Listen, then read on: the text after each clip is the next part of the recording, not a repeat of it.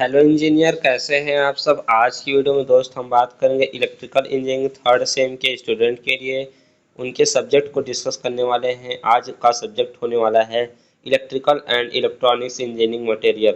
दोस्त आपको मैं आज इस सब्जेक्ट में कैसे आपको पढ़ाई करनी है और क्या क्या चीज़ों को पढ़ना है जिससे आप लोग बेहतर से बेहतर स्कोर कर पाएंगे प्यारे साथियों। तो इसमें कुल कितने चैप्टर को पढ़ना है, कौन कौन से टॉपिक्स को पढ़ना है, इस सिलेबस में क्या क्या पढ़ना है, सभी चीज़ों को डिटेल में बताने वाला हूँ।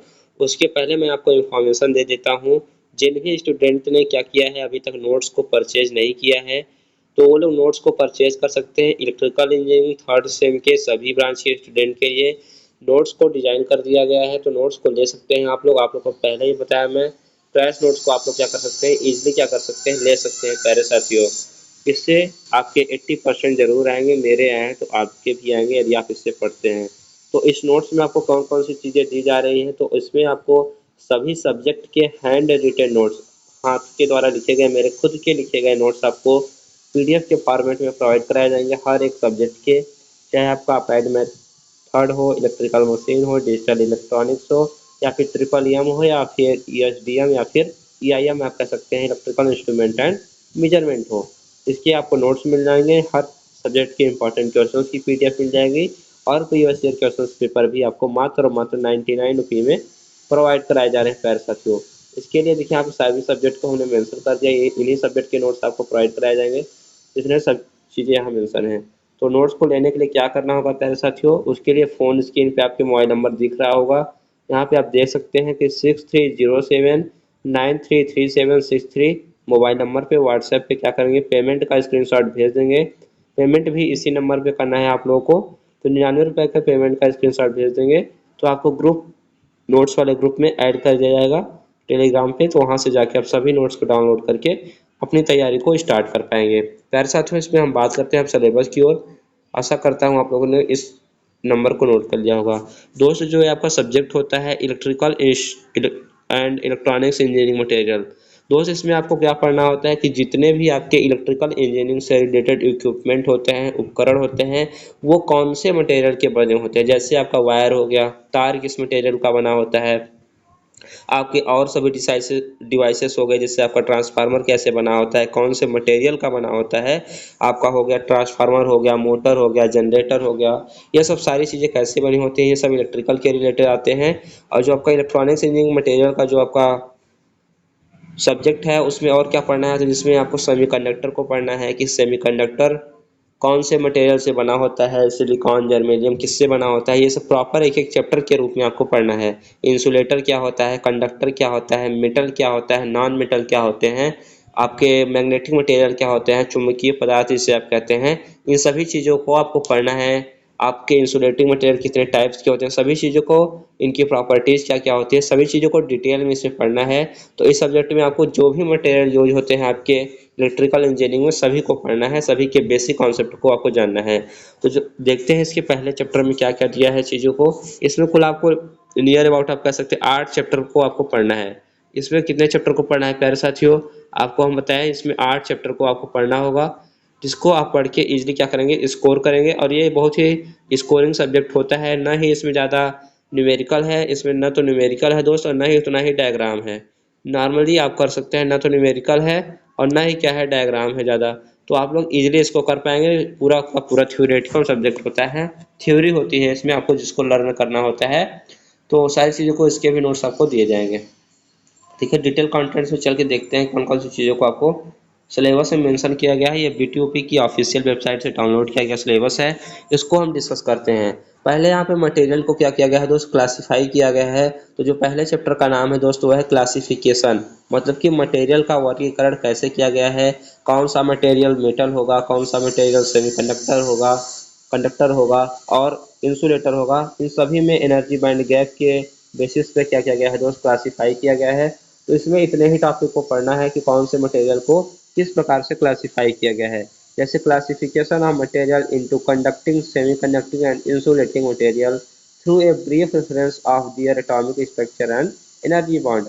एनर्जी बॉन्ड के आधार पे या फिर परमाणु संरचना के आधार पे किस प्रकार से मेटल हो गया, नॉन मेटल हो गया, या फिर कह सकते हैं आप कंडक्टर, सेमीकंडक्टर और इंसुलेटर को क्या किया गया है, क्लासिफाई किया गया है, वर्गीकृत किया गया है इस टॉपिक को आपको इस सिलेबस में पढ़ना है।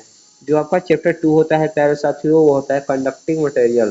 कंडक्टिंग मटेरियल में क्या क्या पढ़ना होता है प्यारे साथियों, इसमें इंट्रोडक्शन देखना होता है कि कंडक्टिंग मटेरियल आखिर कहते किसको हैं, और रेजिस्टेंस को कौन कौन से कारक आपको क्या करते हैं, प्रभावित करते हैं, उन टॉपिक्स को आपको देखना होता है।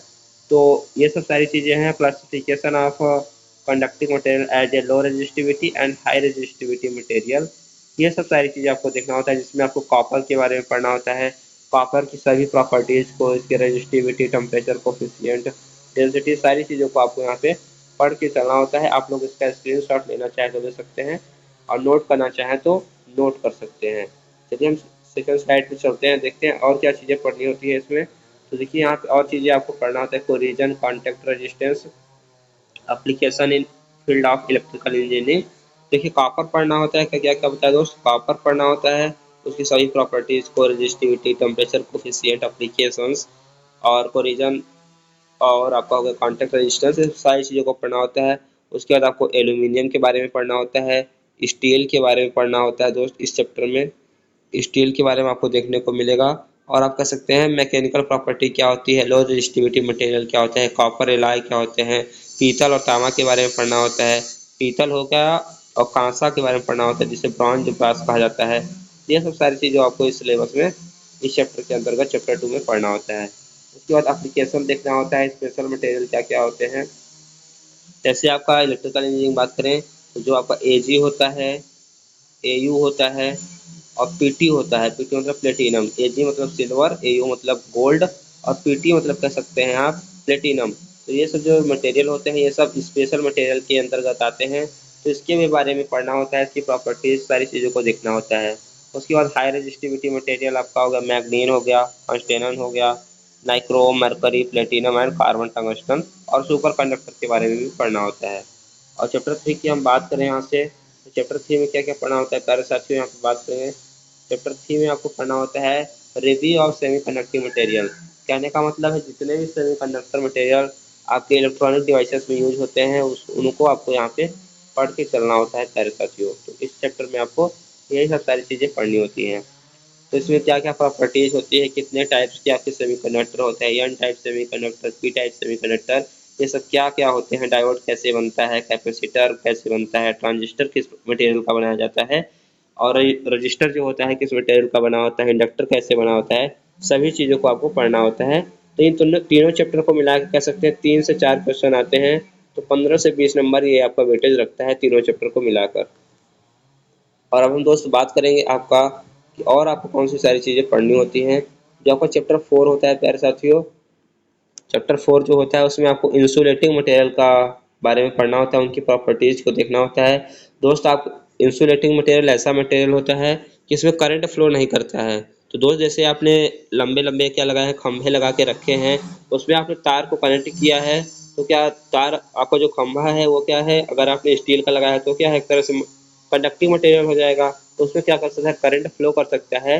तो वही करंट ना फ्लो हो इसके लिए इंसुलेटिंग मटेरियल का उपयोग भी इलेक्ट्रिकल इंजीनियरिंग में बहुत ज़्यादा होता है कि ये क्या कर रहे, आइसोलेट रखे एक तरह से आपके कंडक्टर को और पोल को आपस में एक तरह से एक दूसरे से इंटरकनेक्ट ना होने दे, आपको डिस्कनेक्ट करके रखे, इसलिए इंसुलेटिंग मटेरियल का यूज होता है। तो इंसुलेटिंग मटेरियल की इलेक्ट्रिकल प्रॉपर्टीज क्या क्या होती हैं, volume, resistivity, surface resistance, dielectric loss, dielectric strength, breakdown voltage, फिर और इसके बाद पढ़ना होता है फिजिकल प्रॉपर्टीज और थर्मल प्रॉपर्टीज और मैकेनिकल प्रॉपर्टीज, यही सब सारी चीज़ें पढ़नी होती हैं। दोस्त इसके भी सिलेबस को आप लोग देखें, काफ़ी बड़ा सिलेबस है, ज़्यादा उतना बड़ा नहीं कह सकते हैं लेकिन इतना आपको पढ़ना होगा। तो आपको इस चैप्टर से भी 5 से 10 नंबर फिक्स हो जाएंगे। उसके बाद हम पढ़ते हैं जो नेक्स्ट चैप्टर आपका आता है, इसमें एक टॉपिक होता है insulating material and their application. देखिए इंसुलेटिंग मटेरियल की प्रॉपर्टी को तो आपको चैप्टर नंबर 4 में पढ़ना है, उसकी प्रॉपर्टीज़ को, लेकिन उसके बारे में और उसकी एप्लीकेशन के बारे में कहाँ पे पढ़ना होता है, चैप्टर नंबर 5 पे पढ़ना होता है।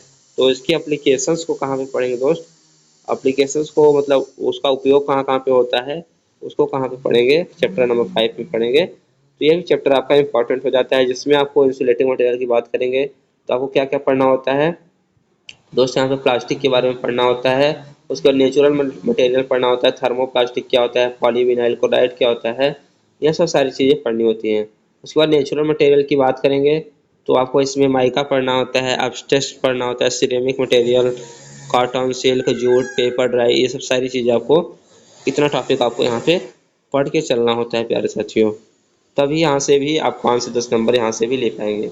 हर चैप्टर को पढ़ना इंपॉर्टेंट है दोस्तों। यहाँ पे गैसियस मटेरियल को भी देखना होता है कि गैसियस मटेरियल क्या होते हैं। तो गैसियस मटेरियल क्या होते हैं, SF6 क्या होता है, सल्फर फ्लोराइड गैस क्या होते हैं, सब चीज़ों को आपको पढ़ना होता है। उसके बाद यहाँ पे मैग्नेटिक मटेरियल वाला जो चैप्टर आता है, तो मैग्नेटिक मटेरियल दोस्त आपको बताया कि मैग्नेटिक मटेरियल को भी आपको पढ़ के चलना है चैप्टर नंबर 6 में। तो इसमें आपको soft magnetic material, hard magnetic material और BH कर्व के बारे में, हिस्टैरिसीस लूप के बारे में, ये सब सारी टॉपिक को पढ़ना होता है। इसके लिए मैंने नोट्स को डिजाइन कर दिया है। नोट्स को आप लोग नोट्स वाले ग्रुप में ऐड होना चाहते हैं, सभी नोट्स को अपलोड कर दिया गया है ग्रुप में। तो नोट्स वाले ग्रुप में जुड़ना चाहते हैं तो आपको मोबाइल नंबर बताया गया है, उसी मोबाइल नंबर पे पेमेंट का स्क्रीनशॉट भेजकर ऐड हो सकते हैं। तो सब चैप्टर नंबर 7 की ओर बढ़ते हैं। जो चैप्टर नंबर 7 होता है वो स्पेशल मटेरियल के बारे में होता है, जिसमें थर्मोकपल को की चर्चा की जाती है। थर्मोकपल हो गया, बायोमेटल हो गया, लेड, सोल्डरिंग, इन सब सारी चीज़ों को चर्चा की जाती है। थर्मिस्टर हो गया और आपका sensistor, varistor and their practical application, यह सब सारी चीज़ें आपसे पूछी जाती हैं आपके सेमेस्टर एग्जाम में, और यही आपको पढ़ना होता है।